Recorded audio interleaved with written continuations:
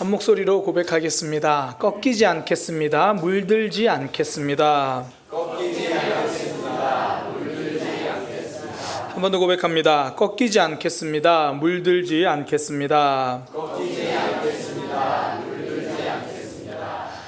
예수님이 이제 이 당시에 아시아의 7교회에다가 편지를 보내신 그 내용들 그 함께 살펴보고 있습니다.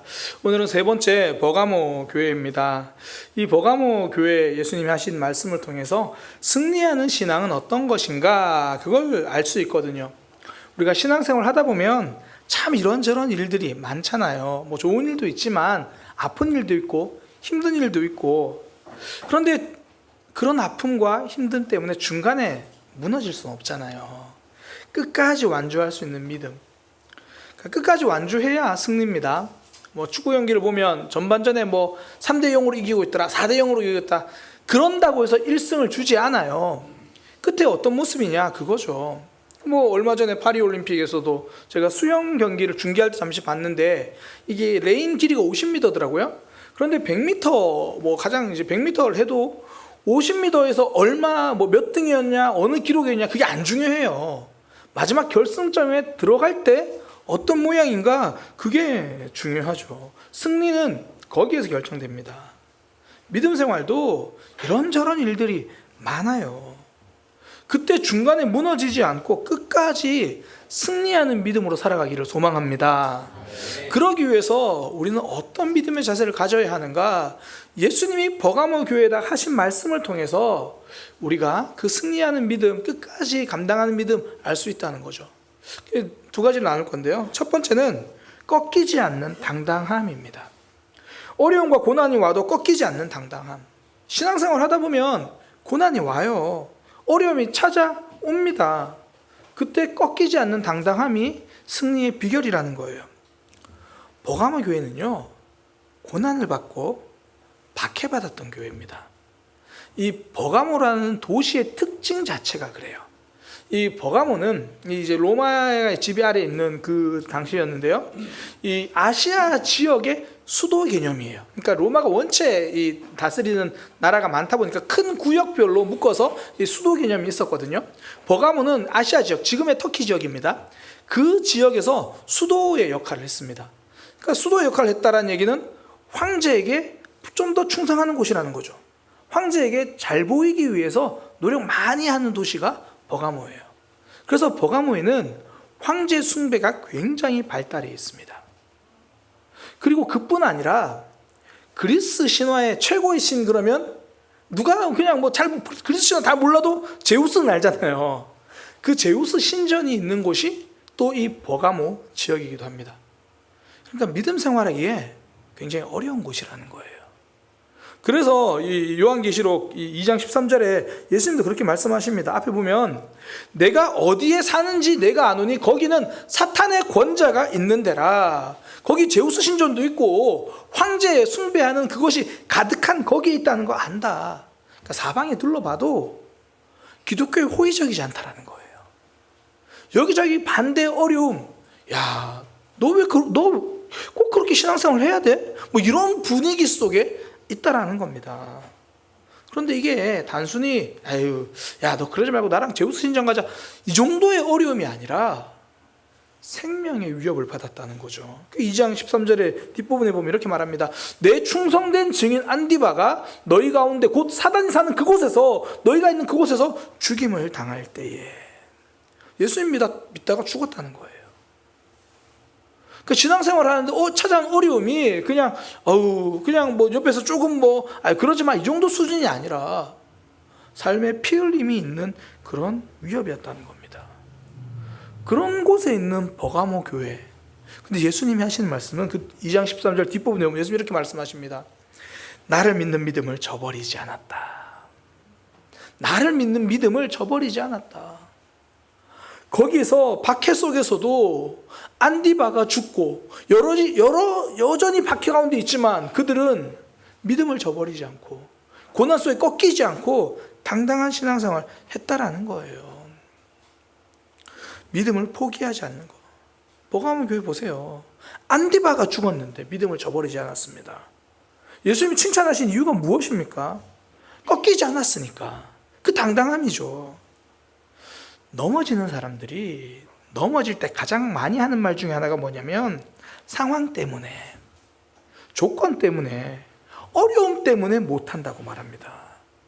그렇게 넘어지는 사람에게는 사단이 계속 그렇게 공격하는 거예요. 툭 치기만 하면 하고 넘어지니까 믿음 생활 못하게 하려면 툭툭 건드리면 되겠구나. 상황에 계속 넘어진다고 하니까 상황으로 계속 공격하는 거죠. 그런데 버가모 교회는 거기에 넘어지지 않았습니다. 우리가 신앙생활 하는데 어려움이 왜 없습니까? 하다못해 오늘 주일에 아침에 일어나서 나오는 것도 쉽지 않을 때가 있잖아요. 어떨 땐 진짜 내 마음이 지쳐서 힘들 때도 있고, 어떨 때는 너무 피곤해가지고 눈 뜨는 거 고난일 때도 있고. 믿음은요, 그런 고난에 꺾이지 않고 이겨내고 하나님 붙드는 거예요. 버가모 교회도 고난이 왔다고 해서 믿음을 멈추지 않았잖아요. 이들은 도대체 어떻게 이럴 수 있었습니까? 버가모 교회는요, 처음부터 조건을 보고 믿음 생활한 게 아니라서 그래요. 이 당시에는 믿음 생활한다는 거, 예수님 믿는다는 건 기본적으로 어려움과 박해는 전제하는 거예요. 배척받을 각오를 하고 예수님 믿는 거거든요. 그러니까 예수님 믿으면 삶이 더 윤택해질 거야. 예수님 믿으면 주변 사람하고 관계가 좋아질 거야. 이 문제 해결될 거야. 그런 것 자체를 기대할 수 없는 상황입니다. 그런데 왜 예수님 믿습니까? 하나님이 계시니까요. 하나님이 예수 그리스도의 십자가로 나를 구원해 주셨으니까요. 더 나은 삶 때문에 믿는 게 아니라 구원받은 성도이기 때문에, 하나님 때문에 신앙생활 하는 겁니다. 그저께죠. 이제 금요 기도회 때 그 십계명에 대한 말씀을 나눴는데요. 그때 십계명이 주는 가장 큰 의미는 우리가 이제 하나님 뜻 안에 살아간다라는 그런 뜻이다. 그러니까 내가 세운 내 삶의 계명 말고 하나님께서 세우신 그 계명, 하나님의 기준 따라 사는 거다. 그런 의미를 함께 나눴죠. 그러니까 이제는 내 뜻이 아니라 하나님의 뜻이라는 거죠. 근데 미신은요, 그 반대예요. 전부 내 뜻이 잘 이루어졌으면 좋겠다는 마음으로 엎드리잖아요. 토정 비결을 보는 이유가 뭡니까? 내 사업 잘 되는 방법과 비결이 궁금해서죠. 어떤 사람을 만나야 행복한 결혼 생활을 할 수 있습니까? 결혼 생활, 그 가정, 내 나라를 만들어 보겠다고 지금 엎드리고 있는 거잖아요. 건강, 취업, 안전한 삶, 전부 그게 궁금한 거예요. 내 형편이 나아지고 내 조건이 좋아지는 그 삶을 위해서 그 앞에다 엎드리는 거죠. 버가모 교회의 믿음은 그게 아니었다는 거죠.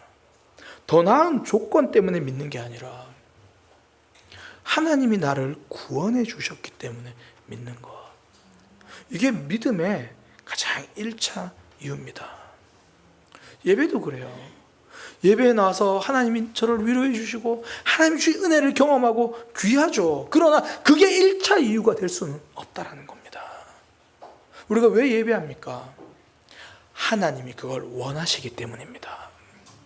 하나님이 우리를 그 자리로, 예배 자리로 부르셨기 때문이에요. 기도도 마찬가지입니다. 내가 열심히 기도해서 지금 내 삶이 좀 더 나아졌으면 좋겠다, 그런 기대를 가지고 있죠. 그러나 첫 번째 이유는 하나님이 기도하라고 하셨으니까, 하나님이 교제의 관계로 우리를 부르셨으니까 하나님 앞에 엎드리죠.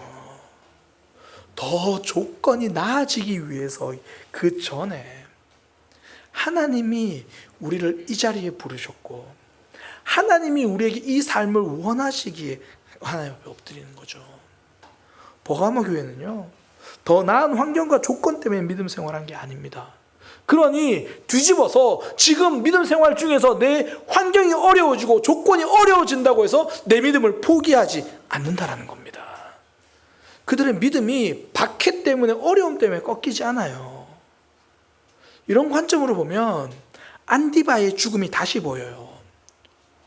예수님께서 충성스러운 증인이었대요. 예수님께서 그렇게 인정해 주셨어요. 그러면 우리는 그거 기대하잖아요. 그렇게 충성했고 평생을 교회에 헌신했고 그랬더니 막 자녀가 잘 되고 막 말년이 잘 되고, 근데 성경은 죽었대요. 진짜 열심히 충성했는데 어려움이 찾아왔대요. 처음부터 더 나은 삶을 향해 갔던 게 이 땅에 더 나은 삶을 향해 갔던 게 아니니까 믿음 생활하다 찾아온 어려움이 실패의 증거가 아니라는 겁니다.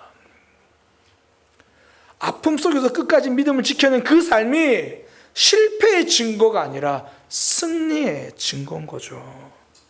박해 속에서도 당당함을 잃지 않는 믿음, 이게 승리입니다. 우리의 삶도 동일해요. 믿음 생활하다 보면 어려울 일 있잖아요. 힘든 일 있고 갈등 있고 지칠 때 있고, 힘들고 지친다고 우리의 신앙이 잘못 가고 있는 게 아니라는 겁니다. 거기서 하나님을 향한 내 신앙을 증명하는 거죠. 계속 상황이 어려워질 수도 있습니다. 그런다고 해서 믿음의 실패가 아닙니다. 패배가 아니에요. 어려움 속에서도 꿋꿋하게 하나님 붙들고 있다면 그게 믿음의 승리입니다. 왜 그런 거 있잖아요. 설교 말씀 들었고 내가 이제 하나님 앞에 예배 삶을 바로 세워봐야겠다. 주일 예배 한 번도 안 빠져야겠다. 아니면 내가 주일 예배 드리고 금요 기도에 드려야겠다. 그리고 다짐했는데 삶이 더 어려워지는 게 아니라, 삶이 더 좋아지는 게 아니라 여전히 삶 어렵고 이제 주일 예배도 드려야 되고 금요 기도에도 와야 되고 더 힘들어져요. 그럼에도 불구하고 그 믿음 자리 지키는 거, 그게 승리입니다. 지난 이제 9월 첫째 주에 우리 정가영 집사님이 대구로 가시다가 지하철에서 넘어지셔서 병원에 입원하셨어요. 대구로 가시다라는 그 말은 주일날 예배 마치고 대구로 가시다가, 대구 인천 계양구잖아요. 거기서 대중교통으로 오시거든요. 가다가 지하철에서 넘어져가지고 입원을 하셨어요. 예배 마치고 집에 가다가 그런 일이 있었다고요. 근데 퇴원하자마자 다시 예배 자리로 오셨어요. 집이 갑자기 장안동으로 바뀐 게 아닙니다. 여전히 인천 계양구예요. 여전히 여러분은 환승해서 교회에 오십니다. 그런데 그런 아픔이 있어도, 어려움이 있어도 교회 나와서 어르신들 만나고 예배하려고 하는 그 마음, 하나님이 주신 마음이죠. 하나님이 주신 믿음이죠. 신앙생활 할 때 넘어진 일이 있습니다. 아픔이 있어요. 그때 찾아오는 아픔은 내 믿음을 멈출 이유가 아니라 오히려 거기서 내 신앙을 증명할 기회가 되는 겁니다. 정광영 집사님은 내가 얼마나 이 공동체를 나한테 귀한 공동체인지를 스스로 증명하셨잖아요. 끝까지 하나님 붙들고 더 견고하게 하나님 앞으로 나아가는 것. 믿음은요, 십자가 위에서 증명됩니다. 마가복음 15장 34절, 예수님이 십자가에 지실 때 외치셨던 말씀, 엘리 엘리 라마 사박다니, 나의 하나님 어찌하여 나를 버리셨나이까. 예수님이 당한 십자가의 고난의 크기는요, 나 정말 하나님께 버림받은 사람인가 봐, 이렇게 느껴질 만큼의 고난이었습니다. 하나님이 느껴지지 않고 하나님이 외면한 것처럼 여겨지는 그 순간에 예수님의 선택은 하나님의 이름을 부르는 것이었습니다. 결과는 침묵이에요. 진짜 큰맘 먹고 하나님께 기도하고 어려움이 왔는데 다시 한번 예배 자리를 가고 그렇게 붙들었는데 내 삶이 여전히 침묵 같을 때가 있잖아요. 그때 성도의 선택은 하나님을 부르는 겁니다. 고난이 멈출 이유가 아니라 내 믿음을 증명할 기회가 되는 거예요. 하나님 지금 어디 계십니까? 보이지 않는다 할지라도 하나님은 내게 침묵하시는 것처럼 보여도 저의 기도는 침묵하지 않겠습니다. 하나님을 향해 부르는 거예요. 아픔과 어려움 속에 내 믿음 꺾이지 않는 것. 죽음 속에서도 믿음을 꺾지 않았던 안디바와 그 안디바의 죽음을 보면서도 믿음을 저버리지 않은 버가모 교회. 아픔 상황 속에도 끝까지 자신의 믿음의 자리를 지킨 거죠. 꺾이지 않는 신앙이란 믿음의 자리 지킴입니다. 교회들이 사역자들을 청빙할 때요, 가장 먼저 보는 것은 졸업장이 아니라 시간이에요. 얼마나 대단한 학교를 졸업했느냐, 이것보다 먼저 보는 게 뭐냐면 이전 교회에서 있었던 시간들입니다. 내게 주어진 자리에서 얼마나 있었나. 하루에도 12번도 더 바뀌는 게 사람의 마음이잖아요. 우리가 여름 한 계절을 지나려고 해도 태풍이 얼마나 많이 찾아옵니까? 그러니 한 교회에서 3년, 4년 이상 자리를 지킨 거, 그거 먼저 보는 거예요. 자리 지킴이 믿음의 실력이니까요. 어떤 분들은 신앙생활 하다가 어려움이 찾아오면 나는 여기까지인가 보다 생각해요. 어려움이 찾아보면 내 신앙 거기서부터예요. 거기서 증명하는 거죠. 우리 주변을 봐도 그래요. 하나님이 주신 사명이 쉬울 리가 없습니다. 하나님이 주신 사명, 사단은 계속 흔들려고 하거든요. 내가 믿음 지켜가는데 아무런 갈등도 없고 아무런 어려움이 없다. 그러면 그 자리를 점검해 봐야 돼요. 그렇게 아픈 거, 어려움이 있을 때 꺾이지 않고 내 믿음의 자리를 지키는 것, 이게 승리하는 믿음이죠. 더 나은 삶이 기다리고 있어서가 아니라 하나님이 나를 보내신 자리니까,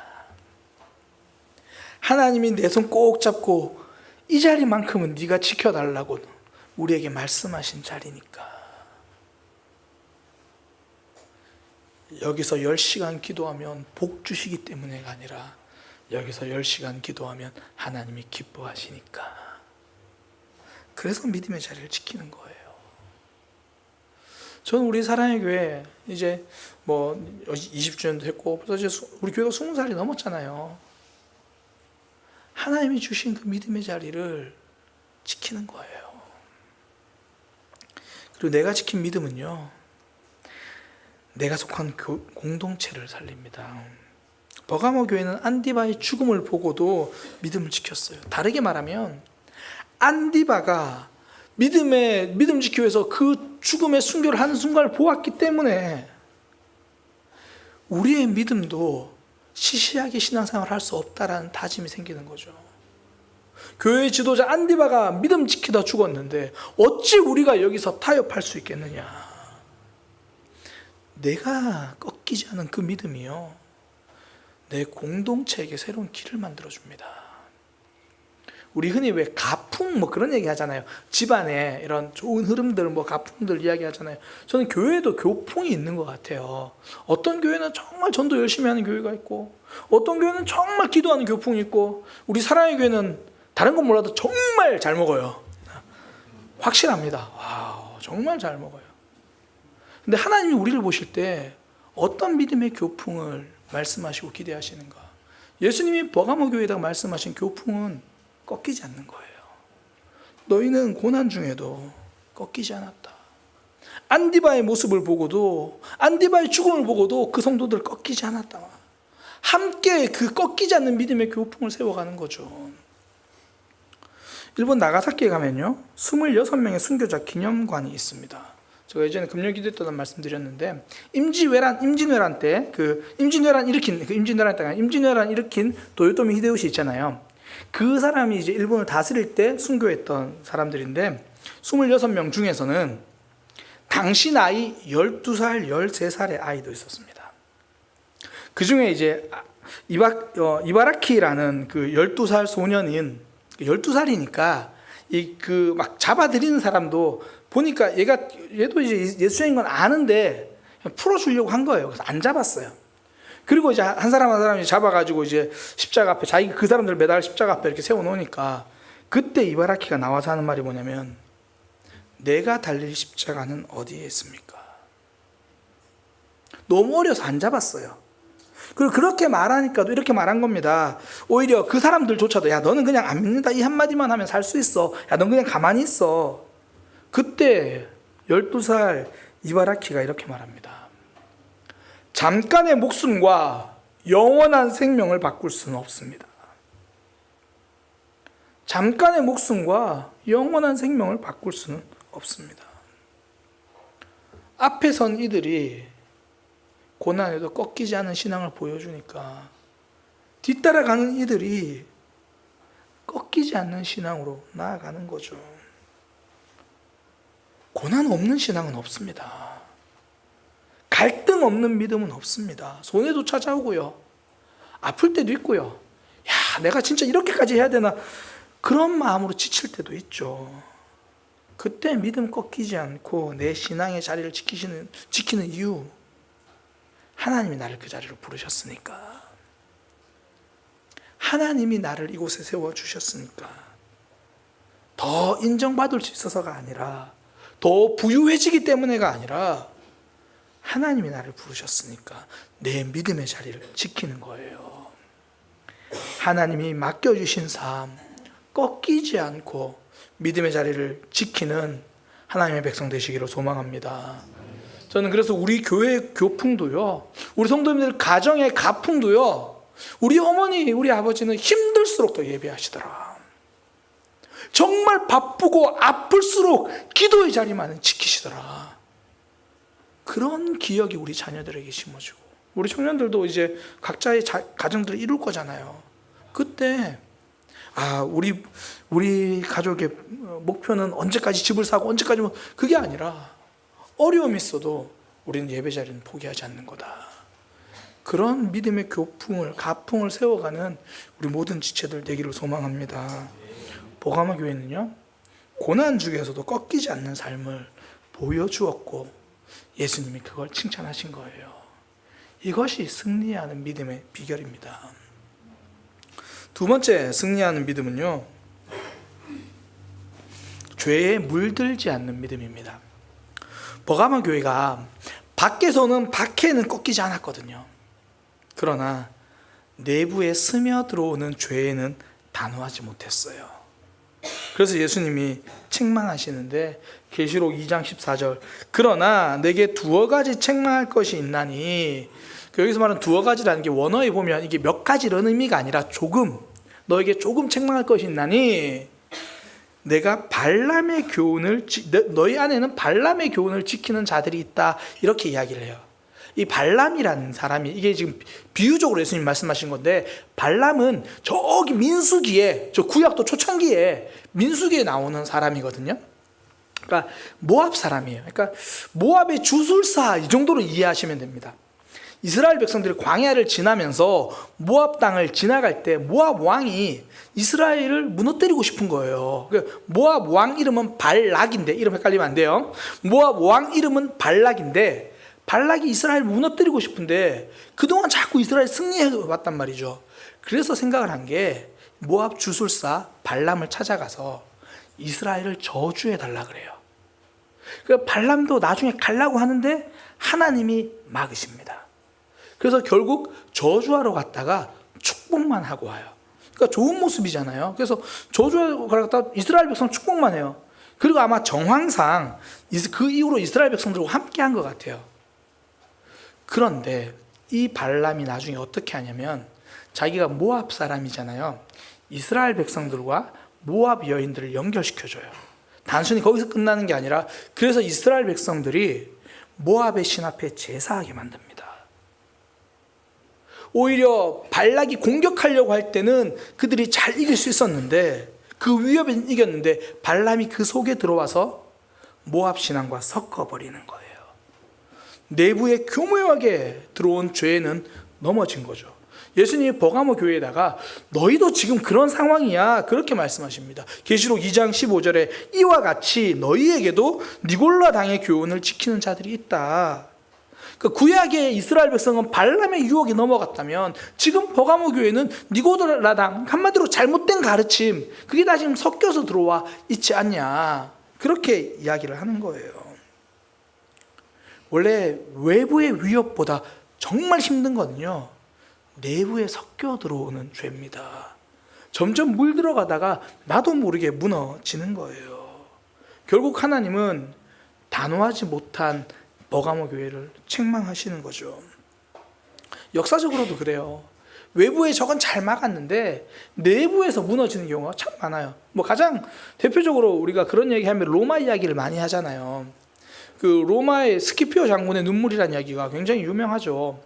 이 로마가, 고대 로마가 굉장히 제국이었는데, 그 당시에 북아프리카 쪽에 카르타고라고 하는 강대국과 자주 싸움이 붙었거든요. 전쟁을 자주 했어요. 그러다가 결국 이제 로마의 명장 스키피오 장군이 그 군사를 이끌면서 카르타고를 완전히 점령합니다. 그때 스키피오 장군이 뭐라고 본국에다 이야기를 하냐면, 카르타고를 완전히 멸망시키면 안 됩니다. 그런데 이제 로마에서는 더 이상 우리 카르타고 때문에 고생하기 싫다. 완전히 불태워버려라. 멸망시켜버려라. 그래서 어쩔 수 없이 이제 스키피오 장군과 군대들이 카르타고를 불태우고 완전히 멸망시켜요. 그때 불타는 카르타고를 보고 스키피오 장군이 울어요. 그 병사들이 묻습니다. 장군님, 왜 우십니까? 오늘은 우리가 웃을 수 있겠지. 그러나 가장 큰 적이 사라진 지금부터 우리나라는 긴장감을 잃고 타락하게 될 거야. 언젠가는 우리도 저 카르타고처럼 더 강인하고 새로운 적에 짓밟히게 될 거다. 나는 불타는 카르타고에서 언젠가 다가올 로마의 운명을 생각하고 우는 거다. 외부에서 오는 어려움은 잘 이겨냈습니다. 그렇다 하더라도 내부에 스며오는 죄를 막지 못하면 무너지는 거예요. 믿음이 그렇습니다. 오늘 교회 오는데 누가 야 교회 가지 마 그러면요, 이게 내가 찾아오는 고난이구나 그러고 이겨서 나와요. 근데 삶에서는 믿음 생활을 해. 그런데 이렇게도 하자 저렇게도 하자, 세상의 가치관이 하나 둘씩 와서 타협하는 순간 나도 모르게 믿음의 자리를 양보하는 거예요. 원래 명확한 건 그렇게 위협하지 않습니다. 큰 코끼리 보면 피해가요. 근데 수풀에 숨어서 위장한 비슷한 뱀을 보고는 물리는 거예요. 버가모 교회가 너희 믿음 생활 하지 말고 황제 앞에 절하라, 여기선 넘어가지 않았습니다. 우리도 그래요. 누가 우리 다음 주에 절에 가자 그러면 갈 사람 아무도 없죠? 아무도 없어요. 근데 요즘 이단들은 뭐라 그래요? 절에 가자 안 그래요? 성경 공부하러 가자 그래요. 그럼 나도 모르게 이단에 물들어가요. 이단만 그렇습니까? 가장 무서운 이단은요, 신천지가 아닙니다. 여호와의 증인도 아닙니다. 내 속에 있는 타협입니다. 이 정도는 어쩔 수 없지 뭐. 하나 둘씩 내 속에 섞여 들어오고 타협하기 시작하는 순간 어느새 죄에 물들어 버리는 거예요. 믿음 생활에서 정말 위험한 단어가 어쩔 수 없이라는 단어입니다. 이번에는 어쩔 수 없이, 남들이 다 이렇게 말하니까 어쩔 수 없이, 그렇게 안 사는 사람 누가 있어. 그러니까 나도 어쩔 수 없이, 세상의 기준에 어쩔 수 없이 하나 둘씩 자리를 내어주는 거죠. 세상 사람들도 남들을 막 속이는 사람 틀렸다 그래요. 잘못됐다 그래요. 피해자가 있으니까. 그래서 세상은 남들 속이는 사람을 잘못됐다 그러지만 정부를 속이는 사람은 지혜롭다 그래요. 그 피해자가 없으니까. 그러면서 점점 거기에 세상의 기준에 우리도 어쩔 수 없이 물들게 만드는 거죠. 무슨 이야기입니까? 사람들 눈치는 보는데 하나님 눈치는 안 보고 있는 거예요. 남들이 그렇게 사니까 내 삶도 괜찮겠지. 고난 앞에는 당당했는데 유혹 앞에는 단호하지 못한 거죠. 믿음은요, 믿음의 기준은 세상이 정하지 않습니다. 하나님이 정해주시는 거예요. 그 기준으로 남을 정죄하는 것도 아니고 세상이 틀렸다고 말하는 것도 아니고 내 안에 지금 물들어 있는 죄가 무엇인지를 그거 잘라내는 거예요. 최근에 이제 넷플릭스에서 흑백 요리사라는 프로그램이 인기라고 제가 이야기는 들었어요. 봐야겠다 생각은 들었는데 느낌이 딱 오잖아요. 이 흑백 요리사 이거 분명히 설교할 거리가 많겠다 생각이 들었는데 집에 넷플릭스가 없어서 보지 못했어요. 그래서 막 이 설교 준비할 때 좀 찾아봤어요. 사람들이 왜 거기에 열광을 하나, 왜 좋아하나. 이게 요리도 요리지만 그 요리사들의 삶 때문에 그런 것 같아요. 철학이 있거든요. 요리 하나에도 자신만의 가치관을 분명히 가지고, 그러니까 자신의 요리에는 타협하지 않으려고 하고. 반면에 이제 똑같이 백종원이 나왔던 프로그램인데 설교 때 진짜 많이, 아마 대한민국 목사님들이 절반 이상은 인용했을 것 같은 골목식당 거기 보면 백종원 이런저런 이제 많은 컨설팅을 해주고 나면, 그런데 어떤 집들은 한 3개월, 4개월, 6개월 후에 가면 그대로 돼 있는 거예요. 그 사장들이 나는 망해야지, 난 이전이 좋아, 그리고 그렇게 가지 않아요.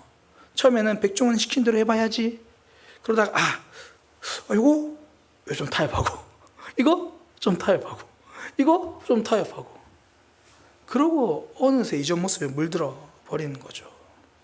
높은 기준이 없으면요 금세 무너집니다. 승리하는 믿음도 동일해요. 세상의 가치관과 타협하지 않고 믿음의 기준을 높이는 겁니다. 그래서 하나님이 회개하라고 말씀하시잖아요. 단호하게 돌아서라. 스며드는 유혹 거절하는 것.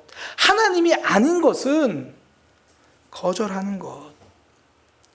어쩔 수 없이라는 말을 단호하게 잘라버리고, 성도가 가져야 할 말은 그럼에도 불구하고입니다.